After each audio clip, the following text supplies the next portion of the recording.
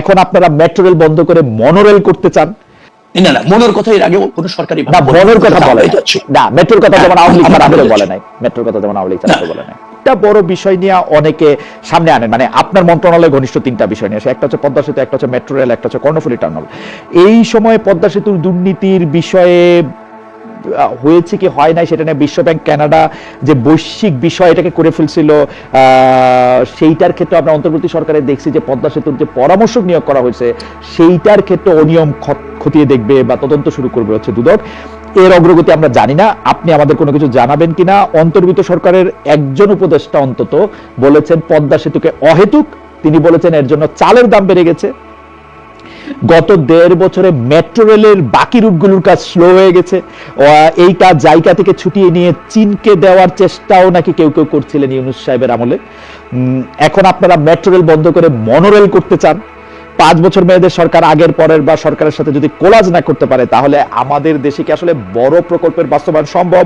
আপনি তিনটা বিষয়ে যদি একটু আপনি মন্তব্য করেন, পদ্মা সেতু, মেট্রো রেল এবং কর্ণফুলী টানেলটা আছে থাক, পদ্মা সেতু মেট্রো রেল নিয়ে যদি আপনি প্রশ্ন করেন। কর্ণফুলী টানেলকে অনেকেই অহেতুক বলেছেন, কি অনেকেই বলেছে যে এটা এই নদীর তল থেকে এটা যতটা অপটিক্যাল, এটা আসলে ততটা বিজনেস পারপাসে করা হয়নি। আপনি পদ্মা সেতু মেট্রো রেল নিয়ে যদি একটু বলেন।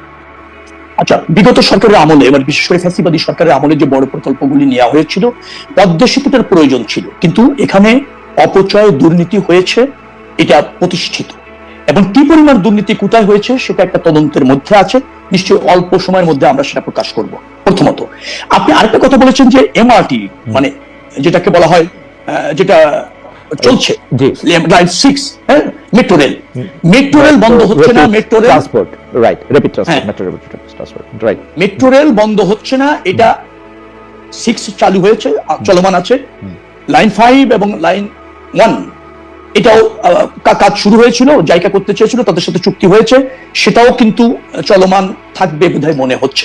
সমস্যাটা একটা জায়গা হয়েছে যে ব্যয়টা প্রায় দ্বিগুণ বাড়তে যাচ্ছে। এই ব্যয় বাড়ারও বেশ কিছু কারণ আছে, কারণ এটা হচ্ছে হচ্ছে আপনার যেটাকে বলা হয়, একটা হলো একটা বড় অংশ, অর্থাৎ প্রায় অধিকাংশ অংশটাই হচ্ছে আন্ডারগ্রাউন্ড দিয়ে হচ্ছে, এখানে ব্যয়টা প্রায় দ্বিগুণ। আপনি যদি দিয়ে করেন, এলিভেটেড ওয়েতে করেন, তার চেয়ে আন্ডারগ্রাউন্ড দিয়ে করলে হচ্ছে ব্যয়টা প্রায় দ্বিগুণ। লাইন 6 যেটা চলমান আছে, এটা এলিভেটেড ওয়েতে হয়েছিল, তার চেয়ে ব্যয় এখানে বাড়ছে। আবার 300 ফিটের মাঝখান দিয়ে এলিভেটেড অংশটা আসার ফলে সেখানেও কিন্তু বেশ কিছু ব্যয় বাড়ছে, কারণ 300 ফিটের একটা সুন্দর রাস্তার মধ্যে দিয়ে ওটাকে অপসারণ করে নতুন করে এটা প্রতিষ্ঠিত করতে হবে, ওখানে কিছু ব্যয় বাড়ছে। আমরা এই ব্যয়টা কিভাবে রিজনেবল করা যায় অথবা না বাড়িয়ে পারা যায়, সেই জন্য জায়গার সাথে আমাদের কিন্তু কথা চলছে। আমরা এই মেট্রো রেলটা চলমান রাখতে চাই, লাইন 1 এবং লাইন আপনার 5, কিন্তু এই ব্যয় করবো কিনা সে জায়গায় আমাদের কিছু আছে, ইনকোয়ারি আছে এবং পুনর্বিবেচনার প্রয়োজন আছে। প্রথম এটা। আর মনোরেল হবে হচ্ছে, মেট্রো রেল চলবে, মেট্রোটা হবে ব্যাকবোন, আর মনোরেল দিয়ে আমরা প্রত্যন্ত অঞ্চলে যোগাযোগ করবো। প্রত্যন্ত অঞ্চল আমি বুঝাচ্ছি, ধরেন টিএসসি তে একটা বড় মনোরেলের মেট্রো রেলের স্টেশন আছে, এখান থেকে মনো দিয়ে আমরা ধরেন হাজারীবাগ, লালবাগ, সদরঘাট ওইদিকে যুক্ত করে দেওয়া যায় কিনা, অথবা মতিঝিল থেকে আপনার ওটাকে বলা হয় সবুজবাগ, তারপর হচ্ছে গোরান, হ্যাঁ, ওই অঞ্চলে আপনার যুক্ত করে দেওয়া যায় কিনা মনোরেল। অর্থাৎ আপনি মেট্রো থেকে স্টেশনে নেমে মনোতে করে চলে যাবেন, একেবারে গলির ভিতরে বা সংকীর্ণ রাস্তার মধ্যে আপনি চলে যেতে পারবেন। যদিও প্যাসেঞ্জার কম ক্যারি করা যাবে, কিন্তু যাত্রাটা 2 স্টপেজের মধ্যে আপনি বাসার থেকে একেবারে চলে আসতে পারবেন, মূল জায়গাতে, শহরের মূল জায়গাতে চলে আসতে পারবেন। মনে হচ্ছে মানে বাংলাদেশের ঢাকা যেহেতু খুবই আপনারও, মানে ঢাকা আমার আপনার দুজনের সেই অর্থ বলতেছে যে ঢাকায় কি আপনারা ফিজিবিলিটি স্টাডি করেছেন যে মনোরেল করলে কতজনকে ডিসলোকেটেড করতে হবে বা কি কি করতে হবে? এটা আদৌ ফিজিবিলিটি স্টাডি চলছে। তো আমরা মনোরেলটা আপনার ঢাকার যে ব্যবস্থাপনা, সেখানে খুব জনবান্ধব হবে, যাত্রা বান্ধব হবে, সহজ করতে পারলে, ব্যয় কম, অল্প সময় করা যায়, অল্প জায়গা দিয়ে করা যায় এবং ব্যয়ও বেশ সাশ্রয়ী করা যাবে। আর মেট্রোর সাথে মনো না থাকলে আমরা মেট্রোর সুফলটা খুব ভালোভাবে পাচ্ছি না। আমাদের ঢাকাতে যে প্রবলেম, মানে যানবাহনের বৈচিত্র্যটা অনেক বেশি।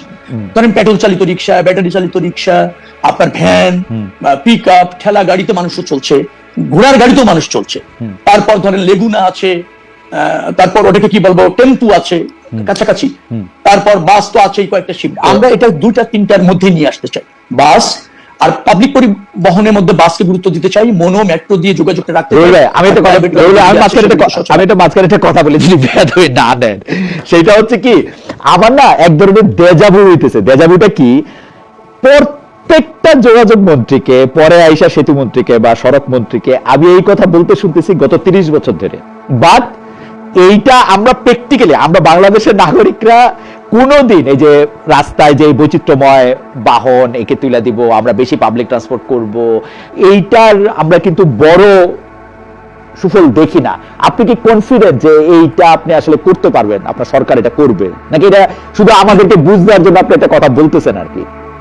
না, মনের কথা এর আগে কোনো সরকারি না, মনের কথা বলে না। মেট্রোর কথা যেমন আওয়ামী লীগ আমাদের বলে নাই, মেট্রোর কথা যেমন আওয়ামী লীগ বলে নাই। আওয়ামী লীগ তো 17 বছরের ক্ষমতায় আপনার ছিল, তো মেট্রো তো নিশ্চয়ই এর মধ্যেই আসছে এবং তার একটা লাইন করতে সক্ষম হয়েছে। আমাদের আপনার মেট্রোতে আছে কয়টা লাইন আমি আপনাকে বলে দিই। লাইন 1 আছে, লাইন 5 আছে, তার নর্থ এবং সাউথ দুটি আছে। নর্থ হচ্ছে জায়কার সাথে আমরা চুক্তি করেছি, সাউথে আমরা সম্ভবত এডিবি দিকে যাচ্ছি আর কি, হ্যাঁ ওখানে সাউথে আমরা যাচ্ছি। আবার লাইন কিন্তু 2 আছে, 4 আছে। তো এগুলি ফিজিবিলিটি টেস্ট চলছে।